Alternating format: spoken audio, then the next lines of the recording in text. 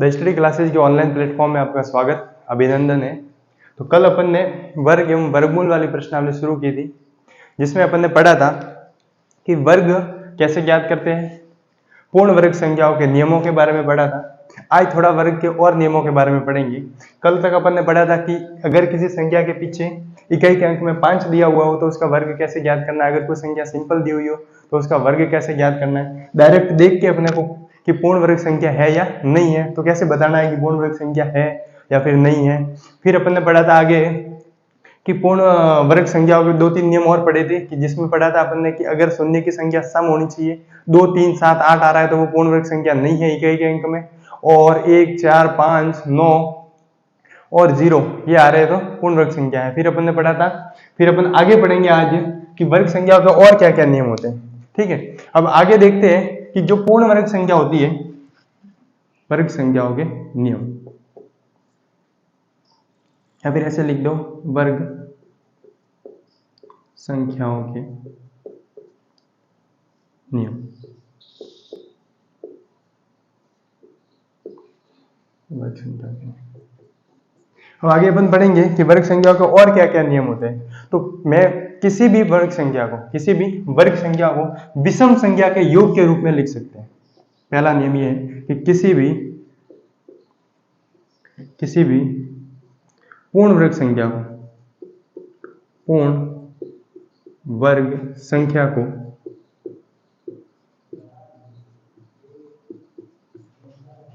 विषम संख्याओं के, या फिर ऐसे लिख दो को क्रमांगत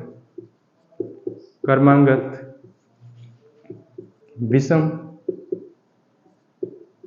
संख्याओं के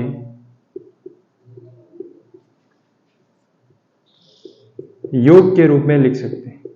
योग के रूप में लिखा जा सकता है। अब कैसे लिखा जा सकता है वो देखो। मैंने क्या बोला कि किसी भी पूर्ण वर्ग संख्या को क्रमांगत विषम संख्याओं के योग के रूप में लिखा जा सकता है। अब कैसे लिखा जा सकता है, मान लीजिए कि आपको दिया हुआ है 4, ये पूर्ण वर्ग संख्या है। 4 क्या है? पूर्ण वर्ग संख्या।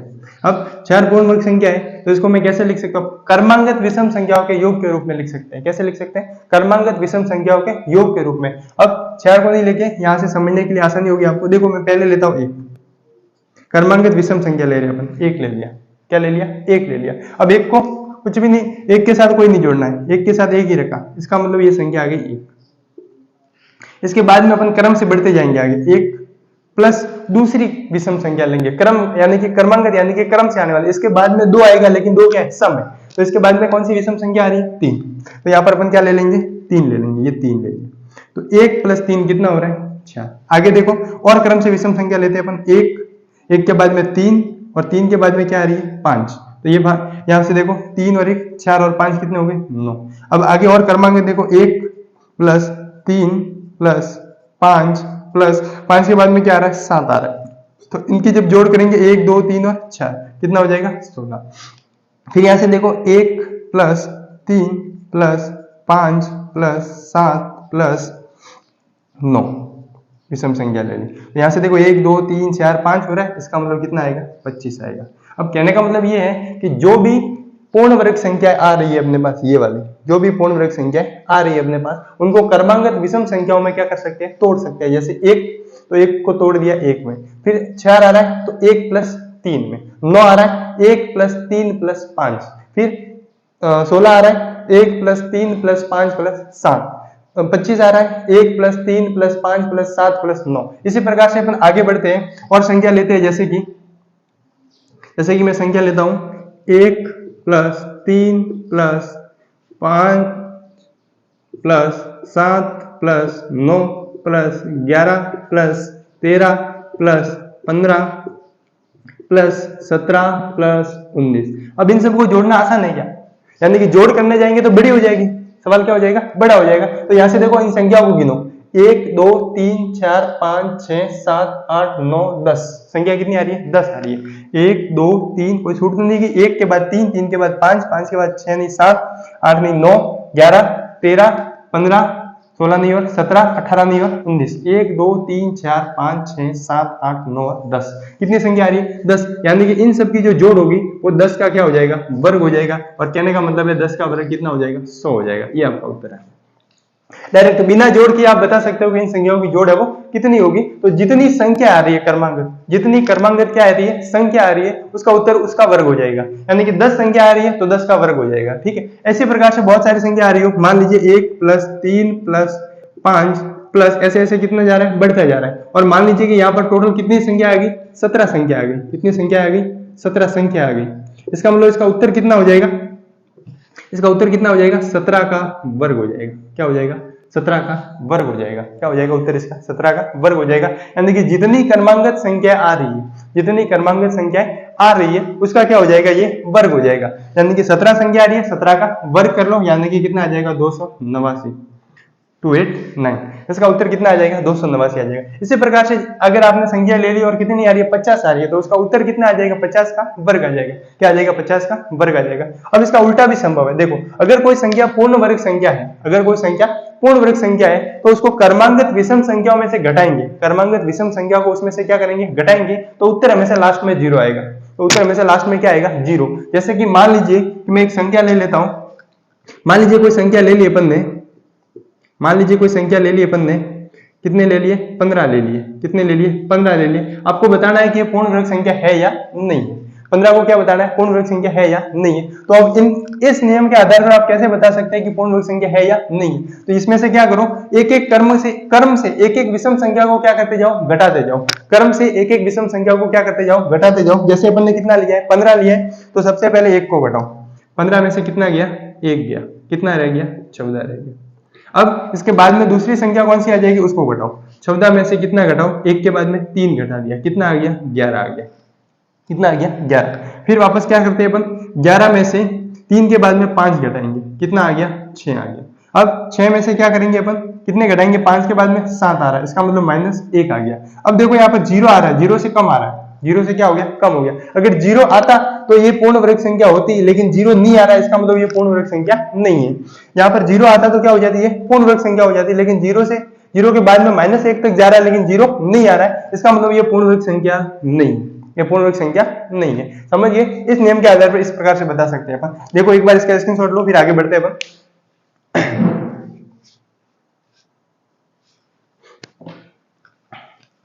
जैसे कि दूसरी संख्या लेते हैं अपन,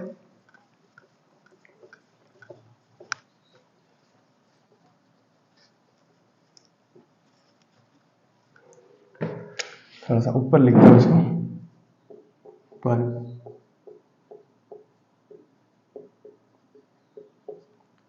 संख्याओं के नियम।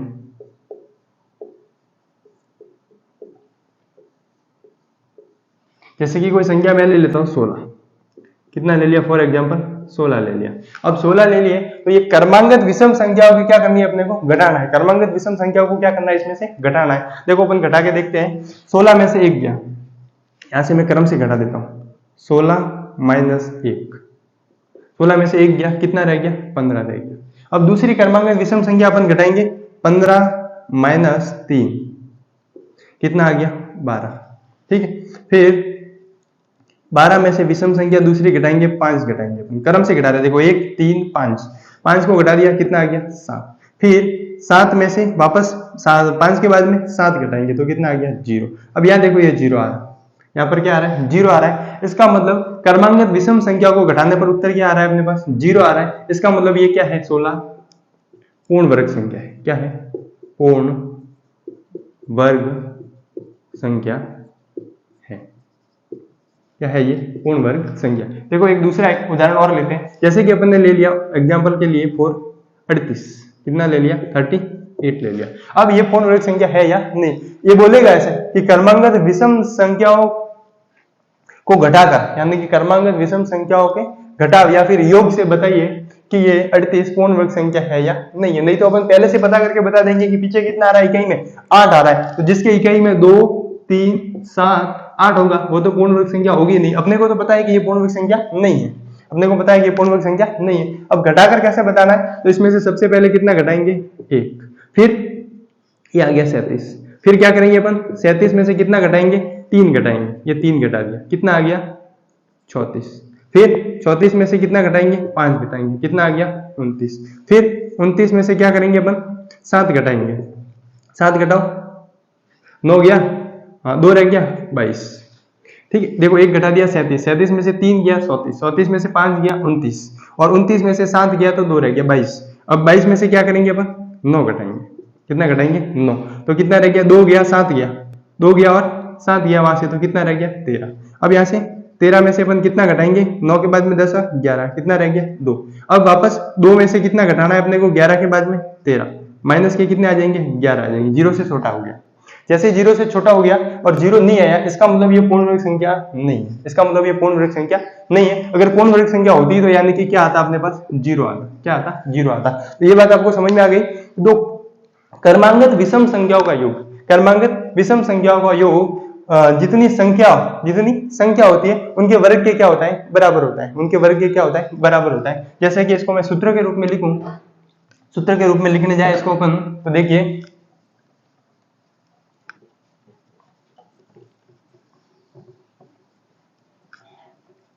इस प्रकार से लिखेंगे अपन,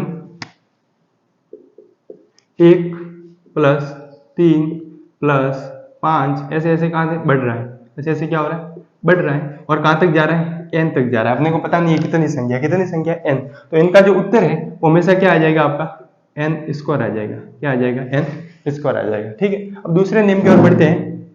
दूसरा नियम है कि तो क्रमांगत विषम संख्याओं के वर्ग के मध्य विषम संख्या ज्ञात करना, दो क्रमांगत वर्ग की संख्याओं के मध्य में संख्या कितनी है वो बताना। जैसे कि देखिए क्रमांगत कैसे, कि 1 का स्क्वायर और इसका तथा 2 का स्क्वायर, ये दोनों क्रम से हो गए 1 और 2, तो 1 का स्क्वायर तथा 2 का स्क्वायर के मध्य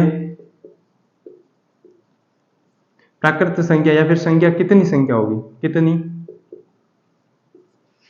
प्राकृत संख्या हो। अब ये बताना है आपने कि 1 का वर्ग तथा 2 के वर्ग के मध्य में कितनी प्राकृत संख्या होगी। अब यहां से देखो पता करते हैं अपन, इसको हल करते हैं थोड़ा, फिर मैं आपको सूत्र बताऊंगा। 1 का स्क्वायर तो कितना होता है 1, और 2 का स्क्वायर कितना होता है 6। अब देखो 1 और 4, इसके मध्य में 2 है और कौन है 3, 2 है और कौन है 3, यानी कि इसके मध्य में कितनी प्राकृत संख्या है, कितनी प्राकृत संख्या है, बराबर कितनी आ रही है, 2 आ रही है कि नहीं आ रही है। 1 का स्क्वायर कर दिया अपन ने और 2 का भी स्क्वायर कर दिया, तो इसके मध्य में प्राकृत संख्या कितनी आ रही है, 2 आ रही है। अब देखो आगे बढ़ते हैं अपन, आगे और लेते हैं, कोई एक और एग्जांपल लेते हैं इसका। देखो 4 का स्क्वायर तथा 5 का स्क्वायर यानी कि 5 का स्क्वायर लेते हैं, 4 का स्क्वायर और 5 का स्क्वायर लेते हैं। तो यहां से देखो 4 का स्क्वायर कर दिया मैंने, 4 का स्क्वायर बराबर कितना हो गया 16, और 5 का स्क्वायर बराबर कितना कर दिया 25 हो गया। ठीक है, अब 16 से 25, 16 के बाद में 17, 18, 19, 20, 21, 22, 23, 24, 23 और 24, 1 2 3 4 5 6 7 और 8, कितनी प्राकृत संख्या आ रही है, कितनी प्राकृत संख्या आ रही है 8 आ रही है। कितनी प्राकृत संख्या आ रही है 8 आ रही है। यानी कि दो क्रमांगत जब आप संख्याओं का वर्ग करेंगे, दो क्रमांगत प्राकृत संख्याओं का क्या करेंगे वर्ग करेंगे, तो उनके मध्य में प्राकृत संख्या आप ऐसे एक एक का निकाल तो नहीं सकते। मान लीजिए कि सवाल इस प्रकार से आ गया आपके पास कि फॉर एग्जांपल 131 का वर्ग तथा 132 का वर्ग, इनके मध्य में प्राकृत संख्या बतानी है। इनके मध्य में क्या बतानी है अपने को प्राकृत संख्या। तो क्या फिर 131 का वर्ग करोगे और फिर 132 का वर्ग करने बैठेंगे अपन, 131 का वर्ग करने बैठेंगे और 132 का क्या करने बैठेंगे वर्ग करने बैठेंगे, तो सवाल क्या हो जाएगा लंबा हो जाएगा। सवाल क्या हो जाएगा लंबा हो जाएगा। यानी कि पहले 131 का वर्ग करोगे, फिर 132 का वर्ग करोगे, फिर उनके मध्य में संख्या को गिनोगे कि कितनी संख्या आ रही है। तो आपको क्या करना है, जब भी इस प्रकार का सवाल आ जाए कि दो क्रमांगत प्राकृत संख्याओं के मध्य की संख्या पूछता है, क्या पूछता है दो क्रमांगत प्राकृत संख्याओं के मध्य की वर्गों के मध्य की क्या पूछता है संख्या पूछता है। तो आपको कुछ भी नहीं करना है, जैसे ही सवाल दिया हुआ हो, जैसे 1 के स्क्वायर तथा 2 के स्क्वायर के मध्य, 1 के स्क्वायर तथा 2 के स्क्वायर के मध्य, इस प्रकार से पूछा गया तो आपको क्या करना है, आगे वाली संख्या का दुगुना लेना है। आगे वाली संख्या का क्या लेना है, दुगुना लेना है, यानी कि 2 गुणा कितना कर दो 1, यानी कि 2 एकम 2, कितनी संख्या आ जाएगी, 2 संख्या आ जाएगी। ये देखो 2 आ गई। फिर अपन ने जो किया था, यानी कि 4 का स्क्वायर तथा क्या किया था 5 का स्क्वायर, 4 का स्क्वायर तथा फिर क्या किया था 5 का स्क्वायर किया था। तो 4 का स्क्वायर और 5 के स्क्वायर के मध्य की संख्या पूछती है, तो आगे वाले संख्या का क्या कर दो दुगुना, यानी कि 2 गुणा कितना कर दो 4 कर दो, 2 गुणा कितना कर दो 4, 6 दूनी कितना हो जाएगा 8 हो जाएगा। जब आपको इस प्रकार का सवाल पूछे 131 का स्क्वायर, 131 का स्क्वायर तथा 132 का स्क्वायर, होनी चाहिए क्रमांगत, होनी कैसे चाहिए, क्रमांगत होनी चाहिए। अगर क्रम से नहीं आ रही है इसका मतलब सवाल क्या हो जाएगा आपका, गलत हो जाएगा। ठीक है, अगर क्रमांगत संख्या है तो इसे हो जाएगा। तो इसका क्या करो दुगुना कर दो, यानी कि 2 गुणा 131, 2 एकम 2, 3 दूनी 6 और 2 एकम 2, कितनी संख्या हो जाएगी 262। 131 के स्क्वायर और 132 के स्क्वायर के मध्य में कितनी प्राकृतिक संख्या आ जाएगी, तो 262 आ जाएगी, 2 गुणा 131 आ जाएगी। समझ गए कि नहीं समझ गए। अब इसको सूत्र के रूप में अगर लिखने जाए, इसको क्या करना जाए सूत्र के रूप में लिखने जाए, तो सूत्र के रूप में इस प्रकार से लिखेंगे, देखो यहां लिख देता हूं मैं प्राकृत संख्या है, यहां लिख देता हूं। तो n का स्क्वायर, मान लीजिए ये कोई प्राकृत संख्या है n का स्क्वायर, और दूसरी कोई प्राकृत संख्या क्या लेंगे अपन, इससे क्रमांक यानी कि आगे वाली, तो n+1 का स्क्वायर लेंगे। क्या लेंगे n+1 का स्क्वायर, इसी का लिख रहा हूं मैं, n का स्क्वायर तथा n+1 का स्क्वायर लिखेंगे अपन, यानी कि ये छोटी संख्या और इसके क्रम में बाद में आने वाली है। अगर इनके मध्य में प्राकृत संख्या पूछता है, इनके मध्य में क्या पूछता है, प्राकृत संख्या के मध्य में प्राकृत